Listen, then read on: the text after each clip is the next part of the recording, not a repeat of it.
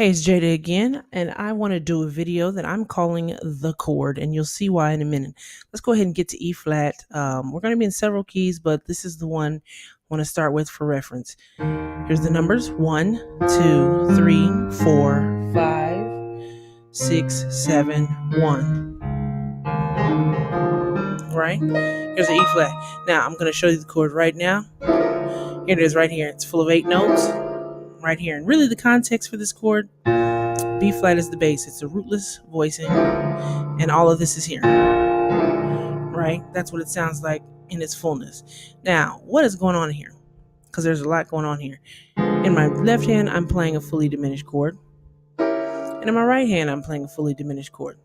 Combining them together. Now, they're over this 5 chord, and it does have function. We know when we're playing a 5, that's a dominant chord in our key. So how do we know this chord is dominant? Let's look at what the qualities of the numbers are. Here's our B flat. Here's our 3rd of the chord. Here's our 5th of the chord. Just like if we did the B flat scale, right? 1, 2, 3, 4, 5, 6, 7, 1, right? Here's the 3rd, 5th. Here's our dominant 7. So here's right at the bottom of the chord. Here's our dominant chord right here, B flat dominant 7. But then we know really in our right hand, we don't have all of it there. Then we have this flat 9. We just don't have the root in the chord. We have this flat 9, which gives us this fully diminished sound. And if you've been playing any length of time, you've played something like this before. We just split up between both hands. So if we were right, we've done that before. It's a dominant chord with a flat 9. So that's what we've got there in this chord. We've got a flat 9. This is really C flat, even though you see B on the screen, because in B flat, the C is the 9, and if we make it flat, it would be C flat. We know about inharmonic voicings. And so that's what we have in the right or the left hand. In our right hand, we have a sharp 9. So technically, this is a C sharp for the same reason. See, we make it sharp. Then we've got the sharp 11 because this is our 4, which is the 11 since our 7th is present. We talked about that in chord naming conventions video. So sharp 11. And then we've got 13, same as the 6. And then we've got our root in the chord right on the top. It's the whole thing. Now, I heard this on Andrae Crouch's 2011 The Journey album. There was a song that Kim Burrell led called Faith, and it's in E flat minor. Now we know we can be in E flat because our B flat leads us to E flat, whether it's a major E flat or a minor E flat. This particular song is in E flat minor. So let me do this really quick. This is what's happening in the song.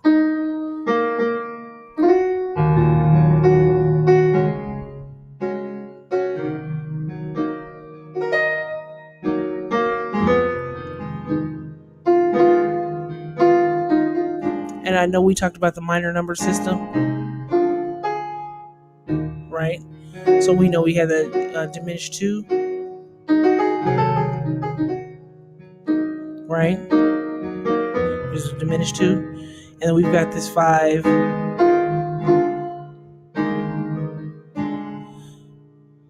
And then it goes to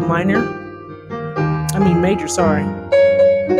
For a split second, it's really in G flat minor. Sorry, forgot I'm in the minor.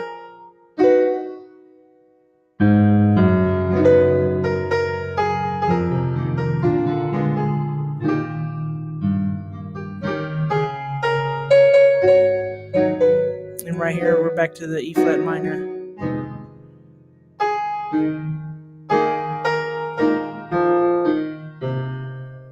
And then before the second verse, she hits this chord, or whoever's playing hits this chord. I want to kind of say it may be Luther Mano Haynes. It may be, I'm not sure. But they hit the chord right before going back to the 1. So that's kind of how that whole thing played out. You see, they had a lot of fullness going on with that voicing there, but then they hit the chord going back to E flat minor. Now, that was our voicing on the B flat. Now watch what I do if I invert this chord. That is so crunchy right there on that B flat, just like that. but I can invert this. Watch what happens when I invert it. I just took my D flat that was at the bottom, or D that was at the bottom, and moved it up to the top of my left hand. And then took that C sharp that was at the bottom of my right hand and put it at the top of my right hand. And so the chord is inverted. Well, in the same way, when the chord is here, this leads us to our E flat, leading tone tonicization. I talked about in that another video as well. That D flat, or that D, pulls strongly to the E flat. When I change the inversion, that F strongly pulls to the G flat. So now, when my F is in the bass, this is really my bass note, the D flat.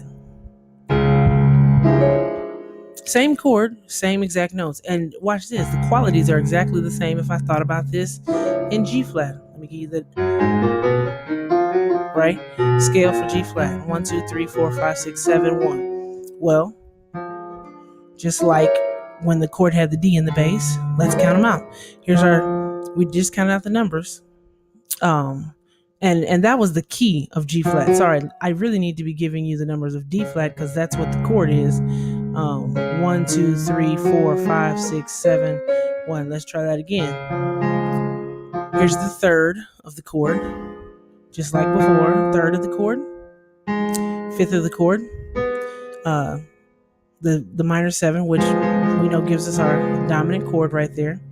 And then, lo and behold, flat 9. This is our 9, E flat. So really, the technical name of this note would be E flat flat, because E flat is the minor already, or E flat is the note already, but we're flatting E flat, so it would have to be E flat flat. Technically, that's that note. But then let's go up. If we sharpen E flat, it's just an E, E natural. Then we've got our 13. Then we've got our sharp 11. I'm sorry, sharp 11 in the key of D flat. Then we've got our 13, and then we've got our root. Same exact chord qualities as before, even though the bass note changed. Same exact chord qualities. Why is that happening? Because this is a very symmetrical chord. Symmetrical meaning what's happening in one place is happening in another place. If you look at the distances between the notes, which is why a diminished chord feels so strong. There's a minor third there. There's only distances of thirds. 1, 2, 3. 1, 2, 3. 1, 2. Right? 1, 2, 3. So we've got all that there. But then we go up 1, 2. That's second. And then we do the whole thing for another diminished chord. So it's very symmetrical to begin with.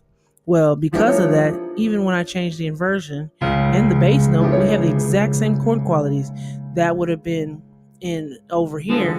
This chord like this, the crunchiness is all in the middle.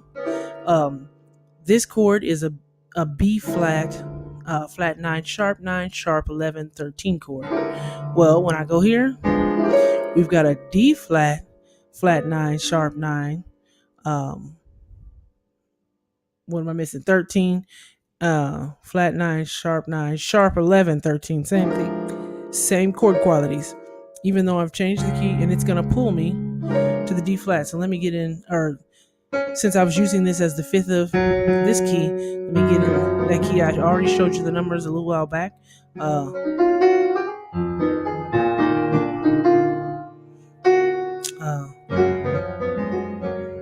I was supposed to do it. Here, I'm going to do it. Right? See how it led me right to my G flat. Same way. I was here on my kind of a suspended 5, and then I hit the chord. Right? Led me to my G flat. So, naturally, because if I can invert it once, I can invert it again. Same thing. Now my bass note is E. And in similar fashion, this is the 5. We're using it as the 5 of A. Same chord. All I did was invert it again. Right? And now right? I'm an A. Same thing, that chord led me to my A. And I'm using all of them as it's a dominant chord. Same thing. Watch me invert it again.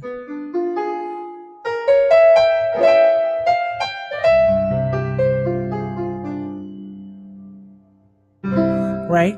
This time I use the G as the fifth of the key, and we know G is the 5 of the key of C. Right? Now, these things only make sense if you know how to play your scales and in all your keys. You can instantly see how, oh, this is the 5 of this key. Oh, this is the 5 of this key. Like we were in G flat. This is the 5 of this key. I just did 3 keys and I have not changed anything but the inversion. So this chord can take me a few different places. And let me show you while I'm in the key of C. Right? I very first want to say I heard this chord back in 2006, or not. I didn't hear the album then, but the album came out in like 2006. I heard it probably about 2009 or 10, and Eddie Brown used this chord off of the 5. And what he did, this is the second way I really wanted to discuss this chord. I just talked about using this in the key of C, because we know G leads us to C. Well, I've already done also a video on secondary dominance that still applies. And guess what Eddie Brown did when he used it?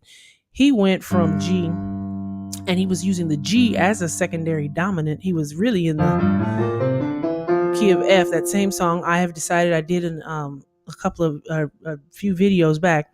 But that same video, what he did was he's in the key of F, and we know in the key of F, the G is the 2, so it's really minor. Well, he made that his secondary dominant to lead to his 5. It's the same exact thing as if we were in the key of C for that moment in time. And so what did he do? He took that dominant chord of C and led it to G dominant, led it to a C. So what was he doing? Let me see.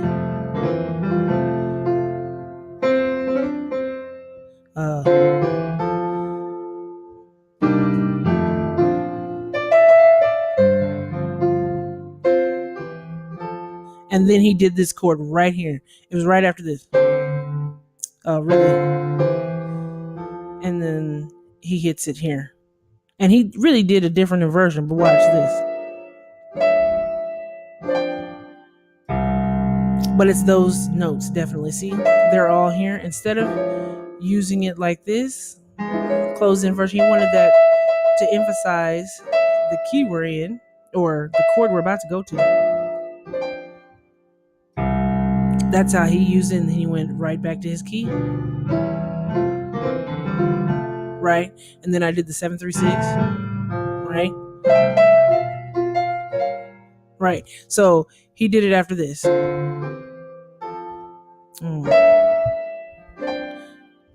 See that again? Same notes as before. He played around with the inversion. If we really want to be technical, this being in the bass, he used the F.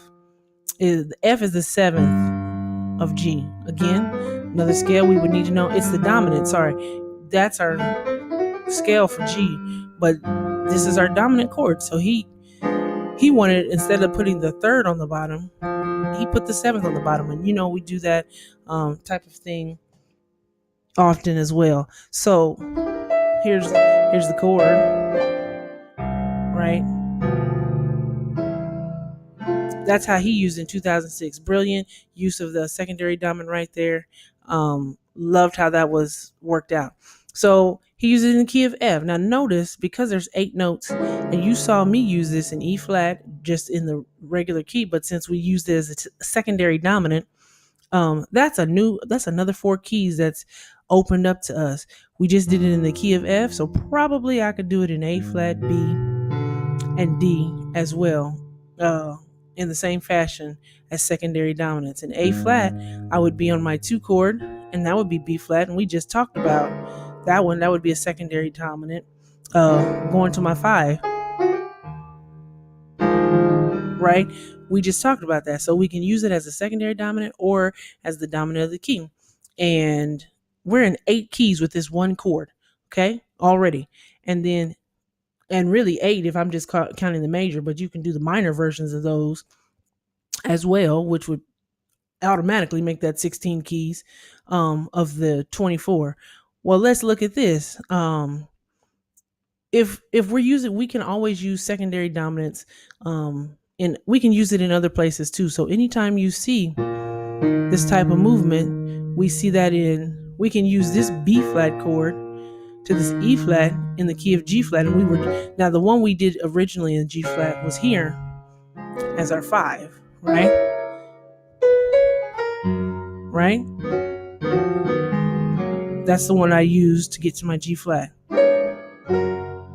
But watch this. This B flat to E flat is present in a 3 to 6 to this key. So let me kind of do this. Let me see. Right? I'm in G flat. Right in the middle of my 7-3-6. Right? Same thing. I'm just in a different key.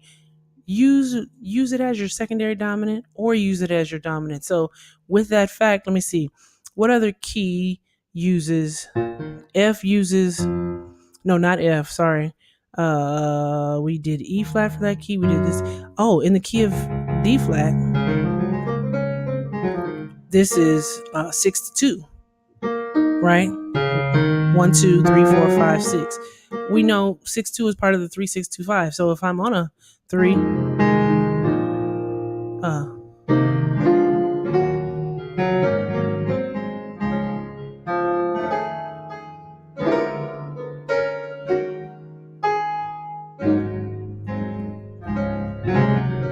right? So let me make that a little stronger because I didn't really illustrate and make this feel D flat yet.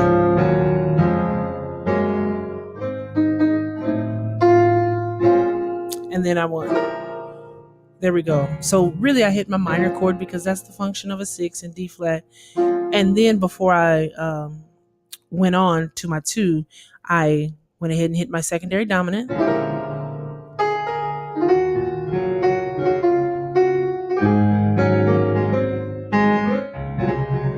Right? So there we go. If I can do it as a 3 to 6 in D flat, I can do it as a 3 to 6 in this key.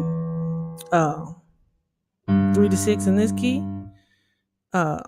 And 3 to 6 in this key. What I'm saying is no matter the inversion, no matter what, you would have to know what your notes are, but you can literally use this one chord. I'm talking about not even changing the notes. All you're doing is changing the inversions in every single key. Well, because we have this one, let me go ahead and move it up. I was on this, so right? I can use this one in probably all 24 keys in the same fashion because it's so versatile. Let me move it up again. Which one was this one? And then the bass note for this obviously would be the B that time in its root form, I guess. And then our last one, same thing. This is if C was the bass note. You can use all 3 of them, all 3 forms, or all 3 chords. And then watch, we're to our inversion. So you can use all 3 forms of those in every single key, major or minor. That is a versatile chord, which is why you already heard me. It's the chord. Let me show that real quick. Let's see. If this is the 5, I was calling this the 5. So if I'm in E really fast, I'll show it in its dominant form.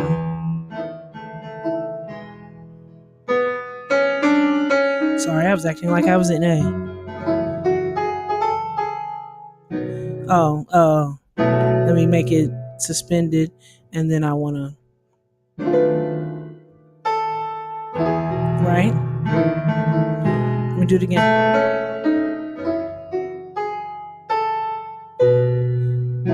That's my suspended, and then I want to hit it.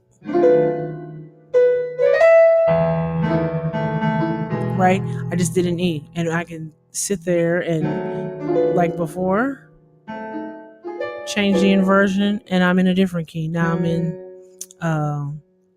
D would be my bass note instead of B being my bass note. So now I can do it in the key of G. Same thing. So there's only 3 of them, but you can use all 3 of them in all the keys. That's a lot of pop out of one chord. So that's why I wanted to share that with you. Another person you might want to check out that does it, I've seen them do a lot of things, is Kevin Conley. His website is the Pretty Simple Music. Love his stuff. Check that out too, because he's got some great teachings on a lot of different things, and he uses that chord quite a bit as well. Learn from a lot of different people. You find the people that actually, number one, make sense, are teaching you the right thing, but then find some people that are creative, that don't think like you, that you can see what kind of chords and things they're playing, but then understand what's going on. So I love checking out some of those Pretty Simple Music videos, and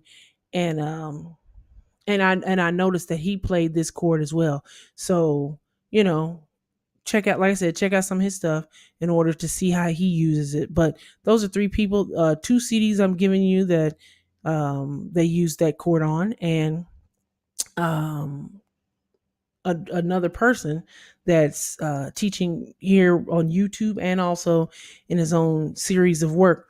So check that stuff out, and you can see how this chord is being used. Now, so learn this chord, because there's a lot that you can do with it. I didn't even cover, like, this is kind of the introduction to the chord, because there's a lot that still could be discussed, but this video is already getting a little long. So anyway, as usual, practice this in all your keys. Use them as dominants and secondary dominants, going to different places. I recommend doing this one first, since that's what I talked about the most. And then once you work it in all the keys, go ahead and change your inversion, right? Or not change your inversion, but change which one you're using, and then do that one in all the keys, and then use that one in all the keys. So like always, like I said, practice that, see where it's going, see what it's tonicizing, and what it's harmonizing, and everything like that. And if you like this kind of stuff, like and subscribe to this video, subscribe to the channel, sorry, and comment. Let me know how you use this chord, what places you use this chord in. And also, if you're looking for, other comments or questions, or lessons, you can email me at jadaonpiano@gmail.com. And, let me know how you use this type of stuff, or we can talk about it. So anyway, you have a great day, and happy practicing.